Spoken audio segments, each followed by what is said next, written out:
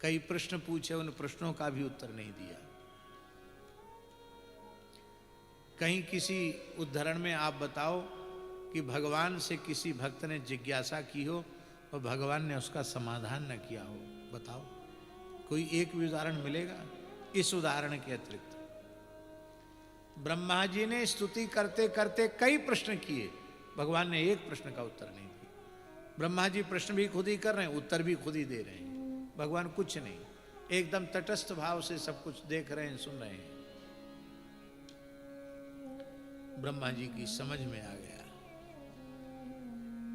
कि हमने जो 1 वर्ष तक भगवदियों से श्री कृष्ण का वियोग कराया, इसका प्रायश्चित जब तक नहीं होगा तब तक ठाकुर जी मेरे ऊपर प्रसन्न होने वाले नहीं हैं। तब ज्ञानवान होकर अज्ञानी के जैसा कार्य किया, इसलिए जन्मांध बालक के रूप में, नाभा जी के रूप में ब्रह्मा जी एक अंश से प्रकट हुए और संतों की कृपा से ही नेत्र ज्योति की प्राप्ति हुई और संतों का चरणामृत लेकर, संतों की चरण रज लेकर, संतों का अधरामृत लेकर श्री गुरु महाराज की सेवा करते करते सिद्धावस्था प्राप्त हुई और उसी अवस्था में श्री अग्रदेवाचार्य जी ने आज्ञा दिया कि तुम भक्तमाल लिखो, क्योंकि भई तो पे साधु कृपा। ये बात हम इसलिए निवेदन कर रहे हैं कि ब्रह्मा जी के अंशावतार हैं नाभा जी, उनकी कृति भक्तमाल को आप सामान्य कृति मानकर मत सुनना। और फिर वियोग कराया था तो संयोग कराया, इस संयोग का वर्णन प्रियादास जी ने किया है। प्रियादास जी ने इस लीला का वर्णन किया है। प्रियादास जी कहते हैं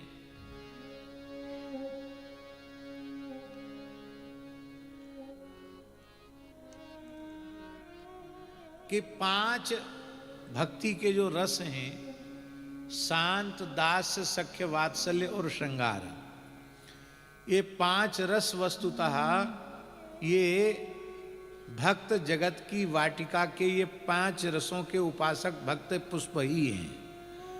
और इन भक्त पुष्पों का चयन करके नाभा नाम की अली ने इसे एक भक्ति के सूत्र में पिरोया है।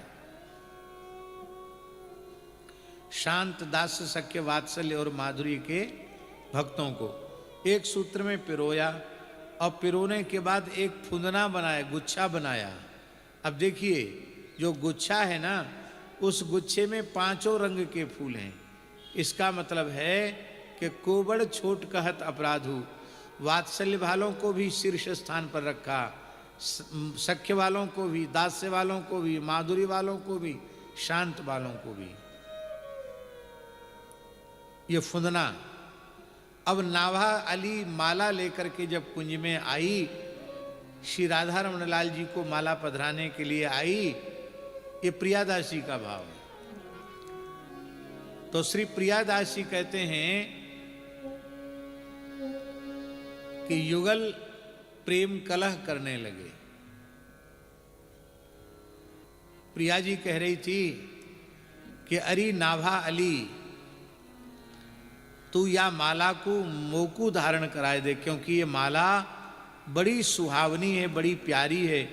या माला को मैं अपने कंठ में निरंतर धारण करूंगी। लाल जी बोले नहीं नहीं, ये माला तो मेरे योग्य है, मोकू धारण कराओ।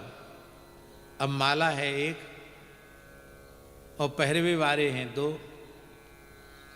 और दोनों ही अपना अपना पक्ष रख रहे हैं। ठाकुर जी कहते हैं हमारे भक्त ज्यादा हैं इस माला में, किशोरी जी कह रही भैया वृंदावन के, अवध के, मिथिला के रसिक भक्त तो सब प्रिया पक्षपाती हैं, वो सब हमारे हैं।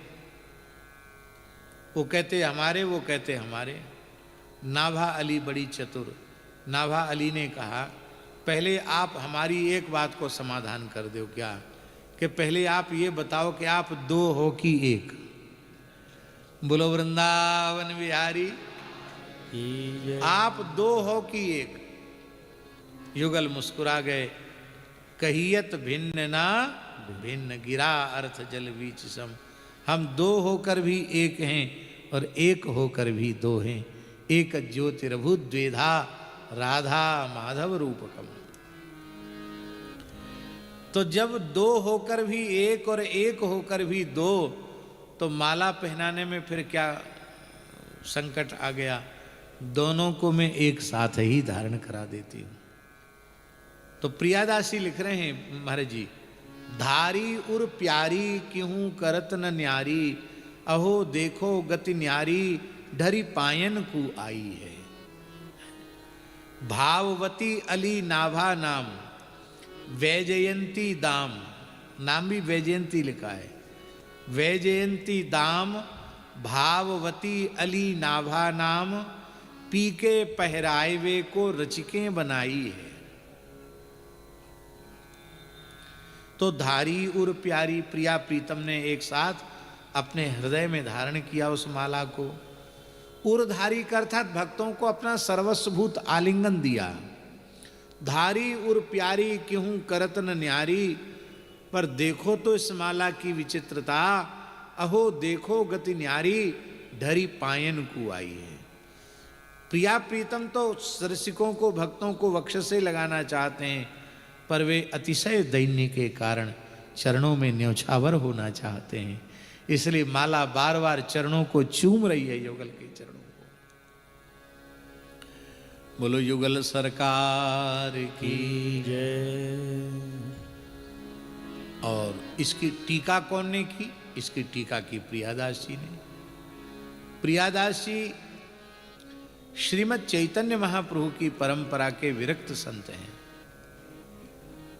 श्री मन महाप्रभु जी के पार्षद परिकर पट्ट शिष्य श्रीमद् गोपाल भट्ट गोस्वामी पाद और उनके शिष्य श्री श्रीनिवास प्रभु, क्यों जी महाराज, और श्री श्रीनिवास प्रभु के शिष्य श्री मनोहर दास जी और श्री मनोहर दास जी के शिष्य श्री प्रियादास जी।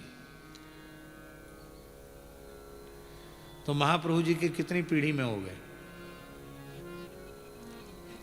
महाप्रभु जी के बाद गोपाल भट्ट गोस्वामी पाद, श्री श्रीनिवास जी, श्री मनोहर जी, मनोहर दास जी और फिर प्रियादास, चौथी पीढ़ी में। महाप्रभु जी से पांचवी में और महाप्रभु जी के बाद चौथी में। और एक विशेष बात है, नाभाजी को भक्तमाल लिखने की आज्ञा गलता में मिली और उसकी पूर्ति रेवासा में हुई, लेखन रेवासा में हुआ। प्रियादास जी को भी भक्तमाल की टीका लिखने की आज्ञा गलता में हुई और उसका लेखन संपन्न रेवासा में हुआ। विचित्र बात है। स्वयं प्रियादास जी वर्णन कर रहे हैं, महाप्रभु कृष्ण चै, यहीं से शुरू है टीका। महाप्रभु कृष्ण चैतन्य शब्द से टीका शुरू।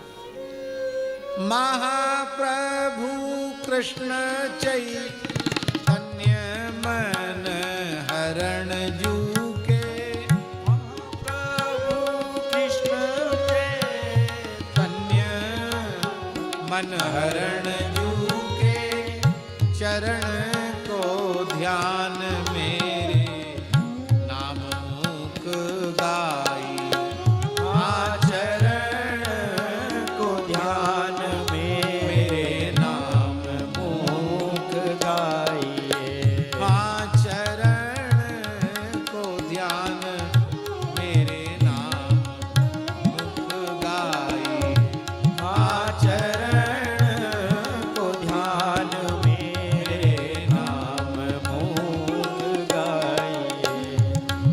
ताही समय नाभाजू ने आज्ञा दई लई धार, समय नाभाजू ने आज्ञा दई लई भाई, टीका विस्तार भक्तमाल के सुनाइए, टीका विस्तार भक्तमाल के सुनाइए। जानो निज मति, प्रियादास जी ने कहा, जानो निज मति, ए पे सुनियो आ